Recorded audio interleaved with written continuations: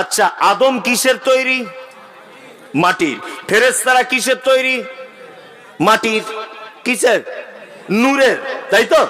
নূরের তৈরি ফেরেশতা, আদম মাটির।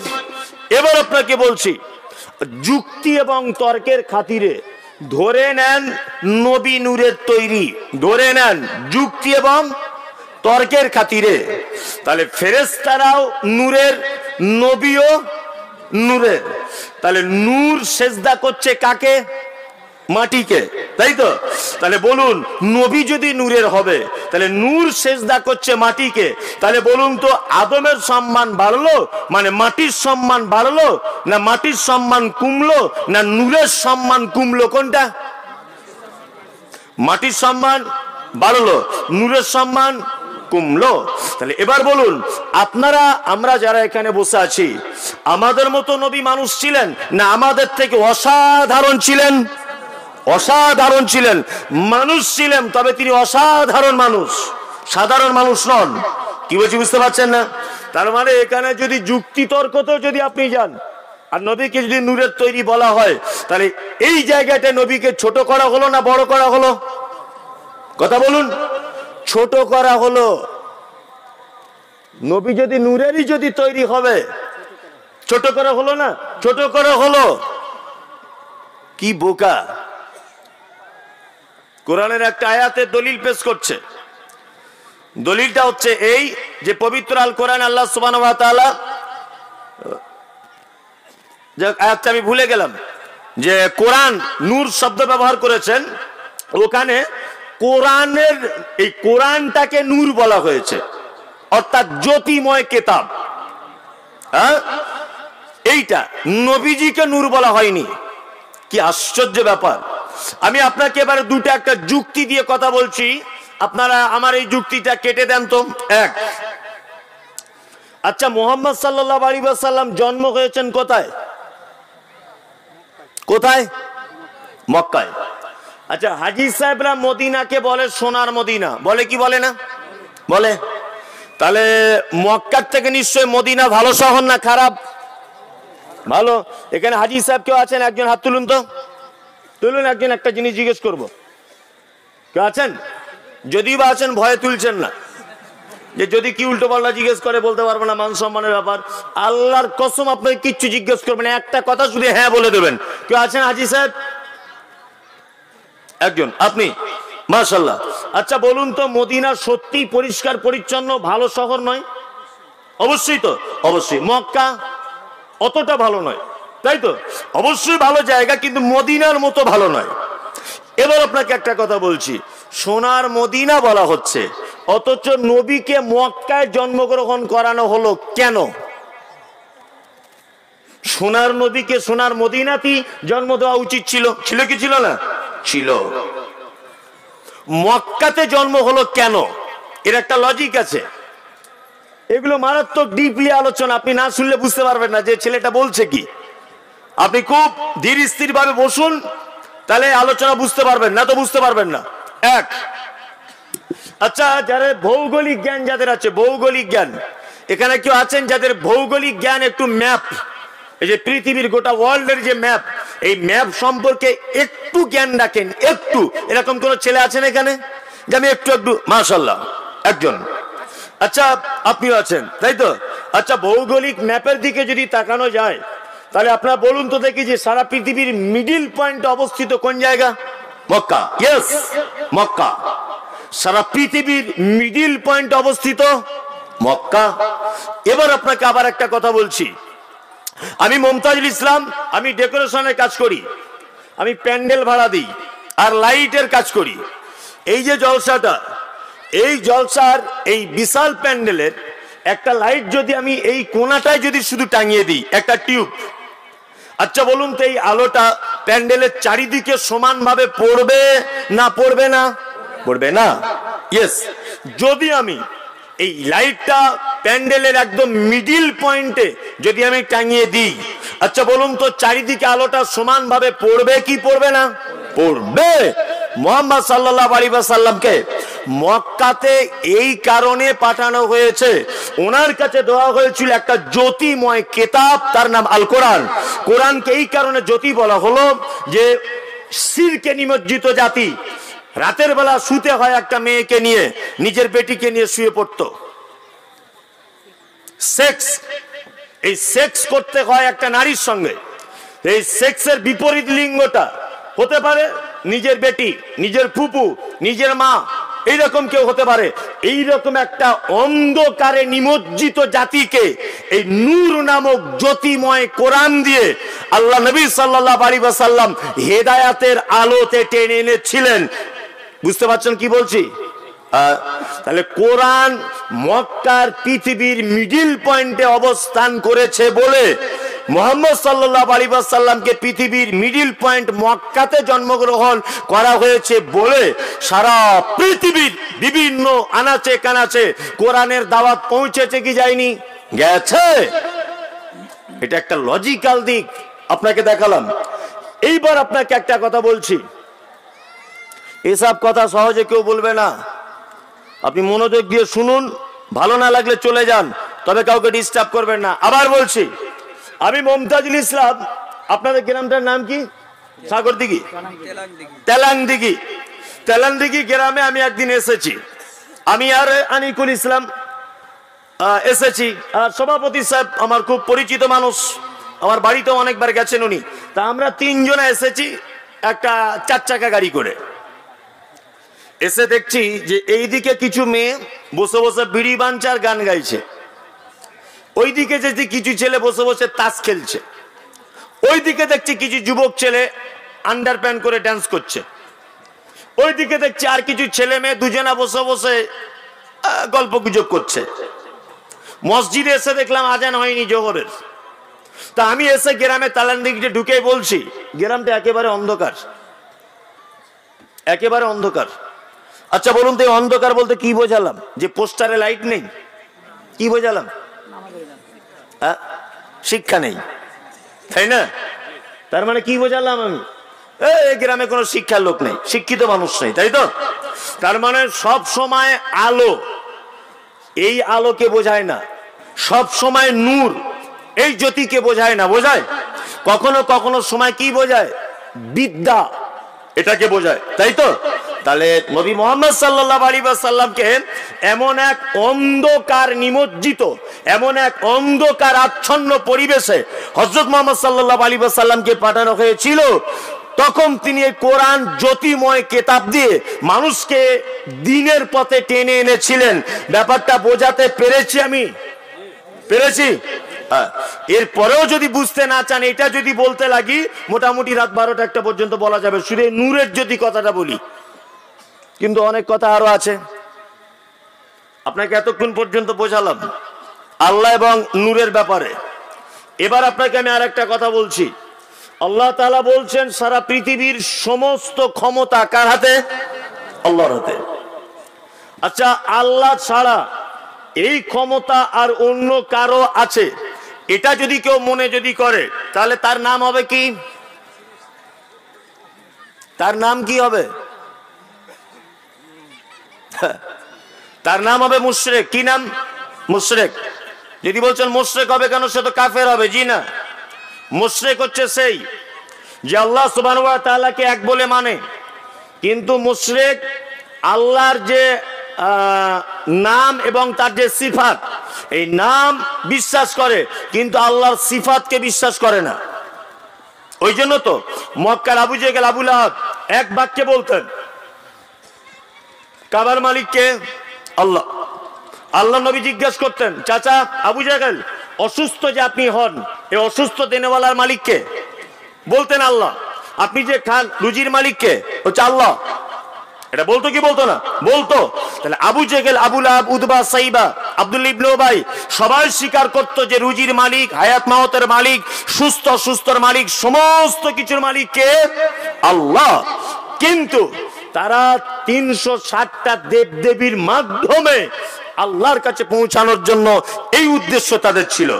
আবু জেহেল বলতো যে আল্লাহকে বিশ্বাস করি, তবে আল্লাহকে ডাইরেক্ট পাওয়া যায় না, কিছু মাধ্যমে তার কাছে যেতে হয়। আজও পর্যন্ত এরকম মুশরিক আমাদের ভিতরে আছে না নেই? আছে, আছে। কোন রকমের ডিফারেন্স নেই, কোন রকমের ডিফারেন্স নেই। কি ডিফারেন্স নেই? এক, ওর বেটার নাম বাবলু, নামে মুসলমান, এরও নামও বাবলু। কি বললাম বুঝলেন না? হ্যাঁ, ও মাজারে কাপড় চড়ায়, এ ঠাকুরের গায়ে চড়ায়। ও মাজারে মানত করে, এ কোথায় করে? এ মন্দিরে করে। ওই এর আছে দুর্গা, ওর আছে দরগা। ও তার বাপের শ্রাদ্ধ করে, এর বাপের চল্লিশা করে। ও ওর বেটা হয়ে গেলে হ্যাপি বার্থডে করে, এর বেটা হলে এও হ্যাপি বার্থডে করে। করে কি করে না? করে। তাহলে বলুন তো দেখি কোন জায়গায় ডিফারেন্স আছে? হ্যাঁ, ডিফারেন্স এক জায়গায়। হিন্দু ভাইরা দেবদেবী তৈরি করে মাটির উপরে রেখে তাকে সেজদা করে, করে না? আর বোকা কিছু জাহেল মুসলমান আছে, মরা মানুষকে কবরে ঢুকিয়ে দিয়ে সেজদা করে। করে কি করে না? করে, করে। তার মানে ও মাটির তৈরিকে উপরে রেখে সেজদা করে। মানে মক্কার জাহেলিয়াত আর বর্তমান জাহেলিয়াতের ডিফারেন্স শুধুমাত্র এই জায়গাটায় যে আবু জেহেল, আবু লাহাব তারা 360টা দেবদেবীকে কাবা ঘরের ভিতরে রেখে মাটির তৈরি করে তার সামনে আল্লাহকে ডাকতো যে এর মাধ্যমে আল্লাহকে পাওয়া যাবে। বর্তমানে কিছু নাদান মুসলমান আছে, তারা জীবিত মানুষকে নয়, মরা মানুষকে কবরের ভিতরে ঢুকিয়ে দিয়ে আল্লাহকে ডাকে আর বলে ও বেঁচে থাকা অবস্থায় যা ক্ষমতা ছিল, মরার পরে ক্ষমতা আরো বেড়ে গেছে। ইসলামটাকে কত কঠিন করেছে, করেছে না? ইসলামটাকে কঠিন করেছে কি করেনি? করেছে। আমরা কত সহজ মানুষ, তবে খুব বোকা। খুব বোকা নয়, খুব বোকা। আমি মমতাজুল ইসলাম, আমার সুগারের রুগী, আমি অরিজিনাল নয়, বোঝানোর জন্য বলছি, ভাববেন না যে অরিজিনাল না, এখনো পর্যন্ত হয়নি, যাতে না হয় এই দোয়া করুন, আমিন। তা আমি ডাক্তারের কাছে গেলাম, এরা দুজন ডাক্তার ধরে নেন, হেড মহল্লা ডাক্তার, আমার এই ছোট ভাই আনিকুল, ও তো আমার ভাইয়ের মতো, ওর বাড়ি দিনাজপুরে হতে পারে, হয়তো রক্তের সম্পর্ক নেই, কিন্তু অটোমেটিক মনের কানেকশনে আমরা দুজন সবসময়তেই আছি। তা আমরা দুজন ডাক্তার, এরা দুজন ডাক্তার, আমি রুগী। তা আমি আনিকুলের কাছে গেলাম, আনিকুল আমাকে বলছে যে মাওলানা সাহেব কি হয়েছে আপনার? আমি বললাম আমার সুগার। তা বলছে আপনি ফজরের নামাজের পরে 1 ঘন্টা করে হাঁটবেন, রসগোল্লা খাবেন না, চিনি দিয়ে খাবেন না চা, আর আলু খাবেন না। আরে 10 টাকা পাতা ওষুধ লিখে দিচ্ছি, 1টা করে প্রতিদিন খাবেন, মোটামুটি আপনার 10 দিন যাবে।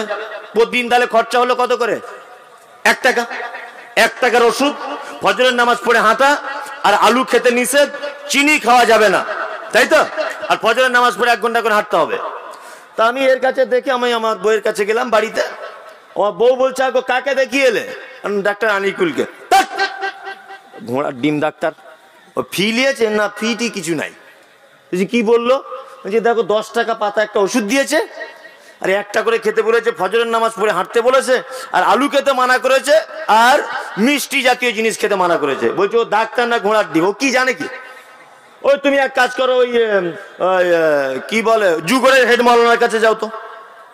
যুগরের হেড মৌলানার কাছে গেলাম, বলছি ভাই এই সমস্যা। হেড মৌলানা তখন দেখছি গেটে লেখা আছে 800 টাকা ফি। 800 টাকা ফি দিয়ে ঢুকলাম, ঢুকে বলছে যে ভাই আপনি আলু খাবেন, কোনো প্রবলেম নেই, রসগোল্লা জনমের খাওয়া খান, কোনো অসুবিধা নেই। ফজরের নামাজ পড়ে কে হাঁটতে বলেছে? আনিকুল। হ্যাঁ, ও কি ডাক্তারের জাত নাকি? ও কবে ডাক্তার হলো? একদম নয়। আপনি ফজরে পরে ঘুমাবেন, প্রয়োজনে নামাজও ছেড়ে দেন, কোনো অসুবিধা নেই। তবে আর একটা কথা বলছি, মাসে 2 বার আপনি আমাকে দেখাবেন। 2 বার যদি দেখাতে যাই কত টাকা লাগবে? 1600। আর আমাকে যে ওষুধ লিখেছে 300 টাকা পাতা, বলছে মাসে 3 পাতা করে খাবেন। এই ওষুধটা খান আর জনমের মিষ্টি খান, কোনো অসুবিধা নেই। তাহলে 3 পাতা ওষুধের দাম কত? 900, 1000 টাকা ধরুন, তাই তো? আর এদিকে লাগলো 1600, 1000 আর 16, 2600 টাকা, তাই তো? আচ্ছা বলুন তো, দুটো ডাক্তারের মধ্যে অরিজিনাল আমাকে বাঁচাবার ভালো পদ্ধতি কে বলেছে? আনিকুল, তাই তো? এ আমাকে 2 দিন বাঁচাবার চিন্তা ভাবনা করেছে। আরে টাকারও 12টা বাজিয়েছে, শরীরেরও 12টা বাজিয়েছে। তাই তো?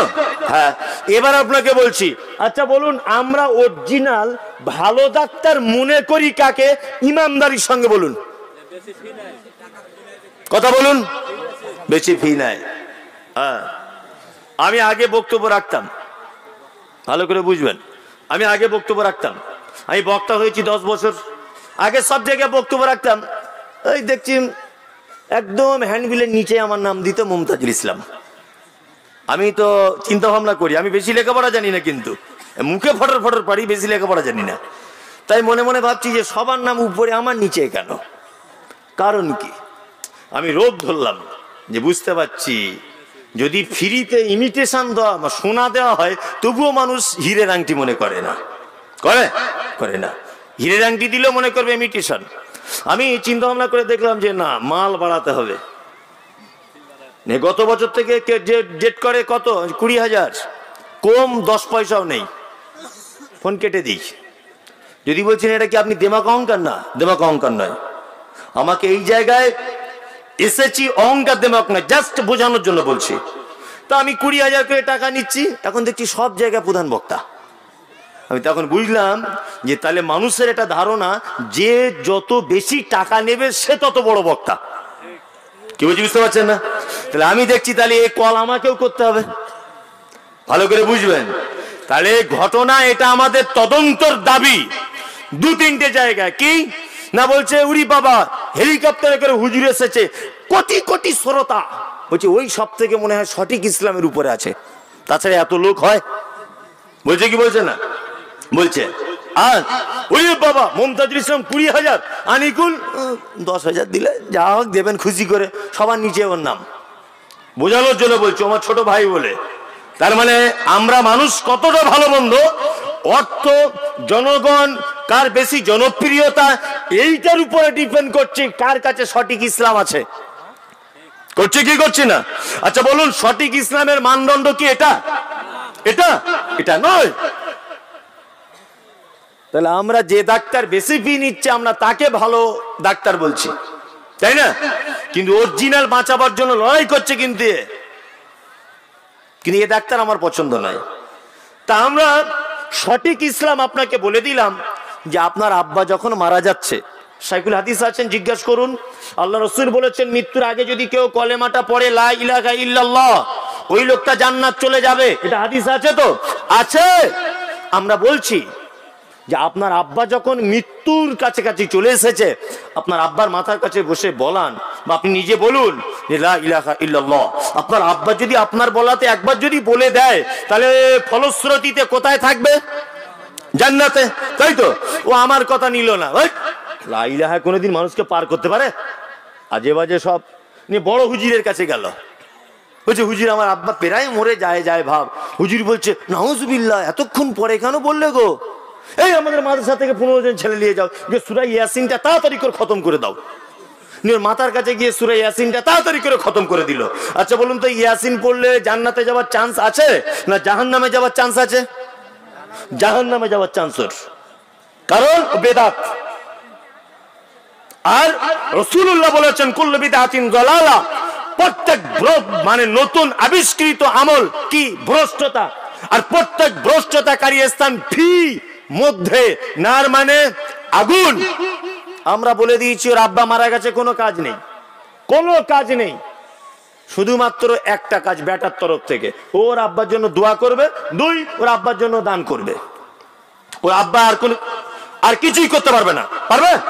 আর ওর আব্বা যদি কিছু করে থাকে ভালো কাজ, ভালো সন্তান যদি রেখে যেতে পারে, তার বিনিময়ে নেকিটা পাবে। সন্তানের পক্ষ থেকে কটা কাজ? 2টো। 1 দোয়া করবে, 2 কি করবে? দান করবে, সাদকা করবে, তাই তো? আমরা এই 2টো কাজের সমাপ্ত ঘোষণা করে দিয়েছি। হুজুর দেখছি জানাজার নামাজ পড়ে বলছে, আপনারা সবাই কান খুলে শুনুন, আমাদের কেরামের ফজলু হক ভাই মারা গেছে, সবাই আপনারা চেনেন, খুব ভালো লোক ছিল, তবে নামাজ টামাজ পড়তো না, লোক ভালো ছিল, নামাজ পড়েনি কোনোদিন। তা ইমাম সাহেব একটু কাঁদো কাঁদো করে বলছেন, কারণ ওর বেটার কাছে 500 টাকা ঝাড়তে হবে, কাঁদো কাঁদো করে বলছে সবাইকে এই পথের প্রতীক হতে হবে, আপনারা দোয়া করবেন যাতে ভাইকে ক্ষমা করে দাও। ও পাক্কা জাহান্নামে যাবে, ও ও বেনামাজি অবস্থায় মারা গেছে আর ইমাম সাহেব 500 টাকা নিয়ে ওকে জান্নাত পাঠিয়ে দিচ্ছে। অথচ কোরআন বলছে মা সালাকাকুম ফি সাকার ক্বালু লাম নাকু মিনাল মুসাল্লিন। একজন জাহান্নামী একটা জান্নাতীকে জিজ্ঞাসা করবে, একটা জান্নাতী একটা জাহান্নামীকে বলবে ভাই কি ব্যাপার, সর্বনাশ, পাশাপাশি চায়ের দোকান ছিল, পাশাপাশি মোটরসাইকেল চালাতাম, আমি ড্রাইভার থাকতাম, তুমি পিছনে বসে থাকতে, আমি আজকে জান্নাতে তুমি জাহান্নামে কেন? ও তখন বলবে ক্বালু লাম নাকু মিনাল মুসাল্লিন, শুধু নামাজ পড়িনি বলে জাহান্নামে চলে এসেছি। বেনামাজি মারা গেল আর ইমাম সাহেব হুজুর কাঁদো কাঁদো করে বলছে সবাইকে এই পথের প্রতীক হতে হবে, আল্লাহ রাস্তাতে আপনারা একটু ক্ষমা করে দেন। আর ওর বেটা খুব কাঞ্চার চোখ এরকম করছে, বলছে সত্যি শালা ইমাম সাহেব আমাদের পরিবারকে খুব ভালোবাসে রে, আমার বেটা আমার আব্বা লেগে কি দোয়া করছে দেখ, এমন দোয়া করছে মনে হয় জান্নাতের জায়গা নাই, ব্ল্যাক লাইনে ঢোকাচ্ছে ওকে, যে একটু ঠেলে ঠুলে এদিক বুঝে বুঝে ঢুকিয়ে দাও ওকে, এরকম ব্যাপার মনে হচ্ছে তাই না? অথচ বেনামাজি। কি বলছে বুঝতে পারছেন না? কি ও বেনামাজি। আবার বলছে কি বলছে, কারোর কাছে যদি ঋণ টিন করে থাকে আল্লাহ রাস্তায় ক্ষমা করে দেবেন, তাই না? চলার পথে ভুল ত্রুটি হয় মাফ করে দেবেন। আর অবশ্যই আজকে তো মনে হয় 23 তারিখ, ওই আপনার আগামী মাসে 27 তারিখে 40 দিন হবে, 4টে গরু করা হবে, সবাই আসবেন কিন্তু, সবাই আসবেন। আর যারা কবর খুঁড়েছেন 4 দিনের দিনে আপনাদের জনমের খাওয়া খাওয়ানো হবে, আর একটা করে পাঞ্জাবির কাপড় আর লুঙ্গি দেওয়া হবে, সবাই আসবেন। ও কানা হুজুর, কানা হুজুর এটা বললো না যে তোমার আব্বা মারা গেছে একটু দোয়া করো, তোমার আব্বা মারা গেছে তুমি তোমার আব্বার জন্য মাদ্রাসা মসজিদে দান করো। কানা হুজুর এটা দেখতে পেল না, কানা হুজুর দেখতে পেল যে 40-এর দিন 4টে গরু জবাই করতে হবে। এই হচ্ছে কানা হুজুর। কানা হুজুর এটা দেখতে পেল না, তার বেটাকে বললো না যে তোমার আব্বা মারা যাচ্ছে, কলেমাটা বলাও, যদি একবার বলে লা ইলাহা ইল্লাল্লাহ তোমার আব্বা জান্নাত চলে যাবে। ও কানা এটা দেখতে পেল না, কানা কোথা থেকে কোরআন মাজিদে নিয়ে ইয়াসিন পড়তে লেগে গেল। কি বলছি বুঝতে পারছেন না? হ্যাঁ, ফেরেশতারা ঠিক এইরকম সাইজের লাঠি কেটে রেডি করে রেখেছে, তুই একবার আয় তোকে কি করি দেখ। সারা জীবন বাপ মাকে খেতে দিস নি, আর তোর আব্বা মারা গেছে 4টে গরু জবাই বার করছে, এসো। আর আব্বাকেও যা কি করবে তা আল্লাহ ছাড়া কেউ জানে না। ওরে কেমন বেটা রেখে এসেছিস, হ্যাঁ, নামাজ কালাম তো জীবনে নিজেও করলি না, আর এমন গরুকে পৃথিবীতে রেখে এলি যে তুই মরে যাবার পরও বেদাত করছে তোর নামে। কি বলছি বুঝতে পারছেন না? আজাব বাড়বে না কমবে? আরো বাড়বে। আর একটা কথা বলে দিচ্ছি, আচ্ছা মৃত্যু সংবাদটা আনন্দের সংবাদ না দুঃখের সংবাদ? তা আপনার আব্বা মারা গেছে এটা দুঃখের বিষয়, তো গরু জবাই করে ভোজ করার কি আছে? কি বোকা লোক বলুন তো দেখি, বোকা লোক কি বোকা লোক নয়, একদম বোকা লোক। খুব সাবধানে থাকবেন। তাহলে যে কথা বলতে বলতে এতদূর পর্যন্ত এলাম, ভালো মন্দ সমস্ত ক্ষমতা কার হাতে? আল্লাহ, আল্লাহ, আল্লাহ।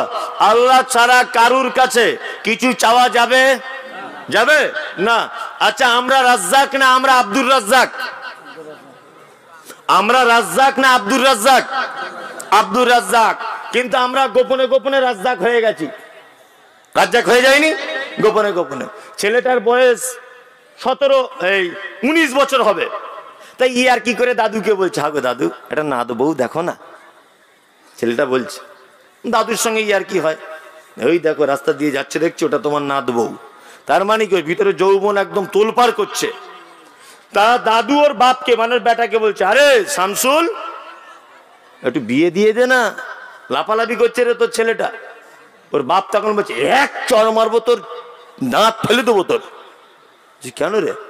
নাক টিপলে দুধ বার হয়, 18 বছর বয়স, হাত পায়ে লম্বা হয়েছে, ইনকাম করতেছে, এমএ পাস কর তারপর বিয়ে দেবো। বিয়ে দিলে তোর বউকে খাওয়াবে কে?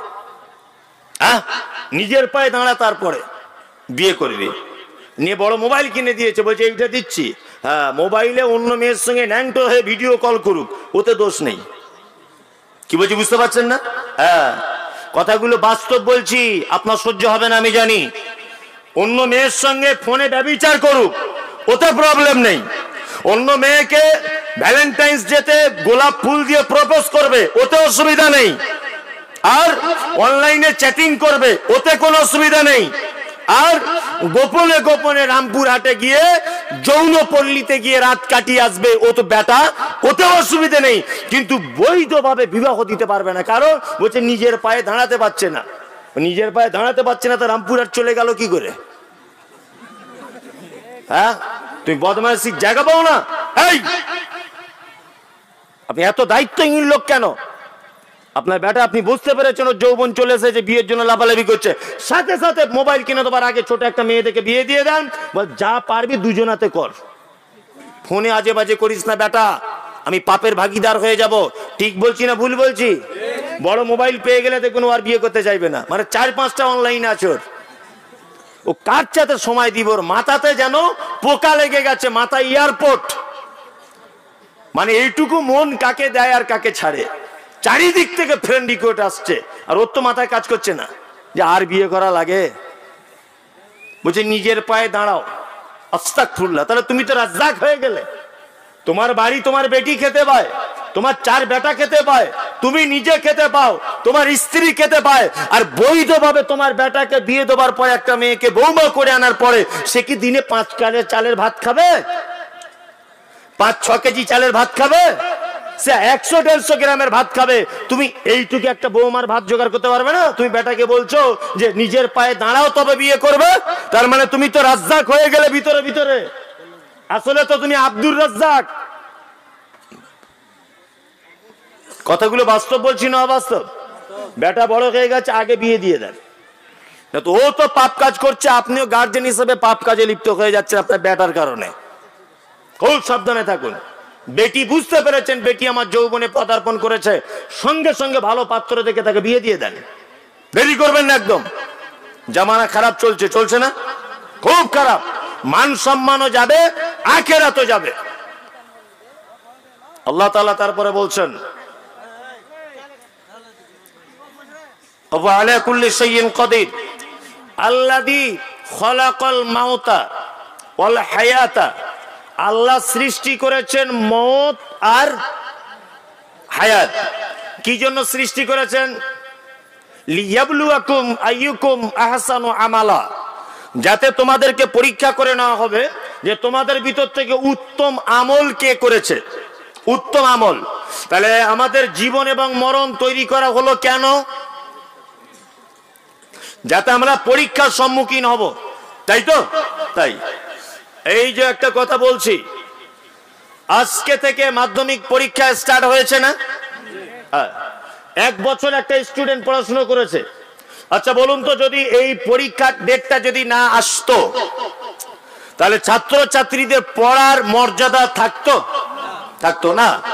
তো আল্লাহ সুবহানাহু ওয়া তাআলা আমাদের যে পৃথিবীতে একটা লং টাইম দিয়েছেন, এই যে একটা লং টাইম, খেলাধুলো, চাষাবাদ, জমি জায়গা সবকিছু, এর যদি একটা নির্দিষ্ট পরীক্ষার দিন যদি না থাকে, তাহলে ইবাদত করে, নামাজ পড়ে, হজ করে, যাকাত দিয়ে, ভালো কাজ করে, জলসা শুনে, কোরআন তেলাওয়াত করে মজা থাকবে? থাকবে? থাকবে না। তাহলে মজা পেতে গেলে পরীক্ষা দিতে হবে, তাই তো? এইবার আপনাদেরকে বলছি, আচ্ছা পরীক্ষা কয় রকমের হয় জানা আছে? জানা নাই? একটা হয় টেস্ট পরীক্ষা আর একটা ফাইনাল। টেস্ট পরীক্ষা যদি কেউ উত্তীর্ণ হয় তাহলে ফাইনাল পরীক্ষায় চান্স পায়। ফাইনাল পরীক্ষা যদি কেউ ফেল করে যায় তাহলে জীবন বরবাদ হয়ে যায়। ঠিক আল্লাহ সিস্টেম করেছেন ঠিক তেমন। দুনিয়াতে একটা টেস্ট পরীক্ষা হবে, আর ফাইনাল পরীক্ষা হবে কোথায় সেটাও বলবো। টেস্ট পরীক্ষা কেমন ভাবে দেবেন, প্রস্তুতি নেন। ইনশাল্লাহ প্রস্তুতি নেব, ইনশাল্লাহ, ইনশাল্লাহ টেস্ট পরীক্ষার প্রস্তুতি নেন। আল্লাহ তাআলা পবিত্র আল কোরআনুল কারীমের ভিতরে বলছেন, ওয়ালা নাবলু আন্নাকুম বিশাইয়্যিম মিনাল খাউফি ওয়াল জু' ওয়া নাকসিম মিনাল আমওয়াল ওয়াল আনফুসি ওয়াস সামারাত ওয়া বাশশিরিস সাবিরিন আল্লাযীনা ইযা আসাবাতুহুম মুসিবাতুন ক্বালু ইন্না লিল্লাহি ওয়া ইন্না ইলাইহি রাজিউন। পৃথিবীতে 4টে জিনিসের টেস্ট পরীক্ষা হবে। কয়টা? 4টা বিষয়ের উপরে। এক, আল্লাহ তাআলা বলছেন ওয়ালা নাবলু আন্নাকুম বিশাইয়্যিম মিনাল খাউফ। প্রথম তোমাকে পরীক্ষা করা হবে পৃথিবীতে ভয় দেখিয়ে দিয়ে। কি করে? ভয়। কি ভয়? আল্লাহু আকবার। এই যে এই রানিং মাসের ফেব্রুয়ারি মাসের 5 তারিখ 6 তারিখ ভোর 4টে কত মিনিটে তুরস্ক সিরিয়ার মাটিতে আল্লাহু আকবার যে মারাত্মক ভূমিকম্প হয়েছে, 8 কিলোমিটার মাটির তলাতে ভূমিকম্পের উৎপত্তি হয়েছে 8 কিলোমিটার গভীরে। কত? 8 কিলোমিটার। 8 কিলোমিটার গভীরে যদি ভূমিকম্প হয়ে তার ফলশ্রুতিতে যদি উপরের বিল্ডিং গুলো যদি একদম বাচ্চা ছেলেদের মতো নেতিয়ে পড়ে যায়, আল্লাহ সুবহানাহু ওয়া তাআলা বলছেন ইজাজুল জিলাতিল আরজু জিলজালাহা, কিয়ামতের দিবসের যে ভূমিকম্প সেই দিন কেমন হবে অবাক লাগে। 56 ঘন্টার পরে বাচ্চা শিশু তার বাপ জড়িয়ে ধরে রেখেছে, বাপ মারা গেল, বাচ্চাটা বেঁচে আছে। আল্লাহু আকবার। একজন 2.5 বছর 2 বছরের মেয়ে তার ভাইয়ের উপর